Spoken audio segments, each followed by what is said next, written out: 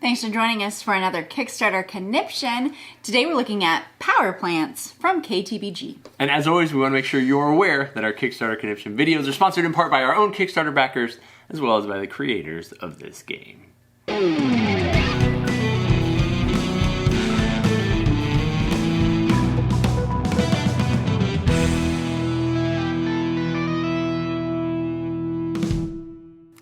Hey gang, and thanks for joining us at Tantrum House Studio 3. I'm Will Meadows. And I'm Sara Meadows. Today we're looking at power plants from Kids Table Board Gaming. It's from designer Adam Dalton, and art is from Apolline Etienne. This is a 1 to 5 player area control abstract strategy tile placement game that takes about 45 minutes to play. We were given this prototype copy to check out. Now we won't be sharing any opinions or critiques in this video, but we definitely want to give you an idea for how the game plays and what it looks like so that you can make an informed decision on Kickstarter. To set up power plants, you'll select 5 plants to play with for the game. You'll populate the bag with the patch tiles, lay out the plant cards, and then give each player a reference card, 2 random tiles, and a set of colored sprites. Place the highest numbered tile for each plant type in the garden in the middle of the table, and then put the gem tokens nearby, and you're ready to begin. Each turn, players will be selecting one of their plant tiles to add to the garden. They will place the wizard pawn on that tile that they have just placed, and then they must make a decision. They may decide to either use the sprout power associated with their tile. For example, if I just placed the Tanglethorn tile, I could add 3 sprites to one patch next to the wizard. Or they may decide to use the grow power of each tile that is adjacent to the tile they just placed. So the honey leaf, the starflower, and the wing bean. After resolving all of their actions, the player draws a new tile from the bag, and then it's the next player's turn. Players will be adding and removing sprites, moving tiles around, and collecting gems. When the last tile is pulled from the bag and everyone has taken one more turn, it's time for final scoring. Each patch will be scored based on the number of matching tiles it contains. The player whose sprites control the most tiles in that patch will score the highest number, and the player with the second most will score the lower number. Players then count all of their gems, and the player with the most points wins. In power plants, players will be acting as wizards who are trying to grow a magical variety of different plants. They'll be doing it in the community garden though, so we're all kind of sharing the same space. However, obviously I want to have the most control, I want to have the best plants in my collection so that I can earn the most victory points at the end of the game. Yeah, set up for this game, you'll have a variety because you are going to pick plants. There are morning plants, afternoon plants, and evening plants. You're going to pick a variety of those.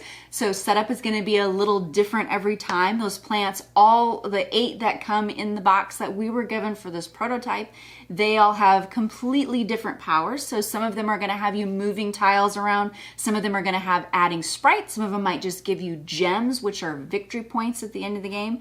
So there is a little bit of variety in setup, and then for player count, you'll just add some additional, the tiles are all numbered, so you'll add more numbered tiles to your bag when you set up if you're using a higher player count. Now the goal of the game is to have control of those different fields that end up built up by the end of the game. And the way you do that is not necessarily by having the most meeples, the most sprites out on a single patch. It's by having control over the highest number of individual tiles in each field. So she could have 3 meeples on one patch or on one tile in the field, and I could have 1 meeple on 4 different ones. I'll win it because I have control over more of the tiles. In cases of a tie, the tiles are all numbered, and so whoever has control of the lowest number tile will win the tie. Lowest meaning if I'm on tile number 1 and she's on tile number 4, I'm winning the tie because I have control over the number 1 priority tile. Yeah, and if you happen to miss out on first and second place, third place still gains at least a point.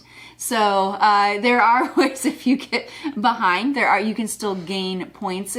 And things will be changing up throughout the game because there are ways to take over sprites who are on those rival sprites who are other players' sprites. So you might be able to, if you add a sprite to theirs, you can never have two different people's sprites on the same tile, so they'll just kind of cancel each other out and be removed. So a tile might end up empty that wasn't previously occupied, or you might be able to add additional to it so that you control it now. So things are going to be changing a lot in the garden throughout the game. Now every time you place a tile, you're either going to take that primary action that is associated with that tile, the sprout action. Those are going to be more powerful in the game than the secondary actions. The secondary actions, though, allow you, when you place that tile, put your wizard token on it, you'll be able to take the actions of all of the tiles that are adjacent to your tile. So sometimes you may only be sliding up against 2 tiles. Sometimes you'll get to slip in there against 4 different tiles and take a lot of actions, and that makes those secondary ones way more effective because you're getting more actions to be able to take. Yeah. If the first couple of times you play this game, they do have, or if you're playing with younger players, they do have a set of rules that are for beginners. So you will only play the sprout actions for your whole game. And they have some selected tiles that for certain plant types that'll be a little bit easier to understand starting off with.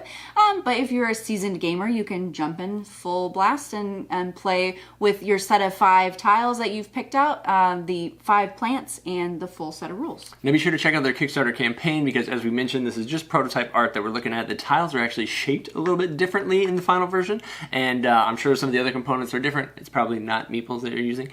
So be sure to check out their Kickstarter campaign. I know the Kids Table Board Gaming always does a good job of making some really fun components for their final pieces. So if you're interested in this type of game, if you're interested in the art and the components that are in it, then definitely check them out on Kickstarter right now. And as always, thanks so much for tuning in and watching our videos here at Tantrum House.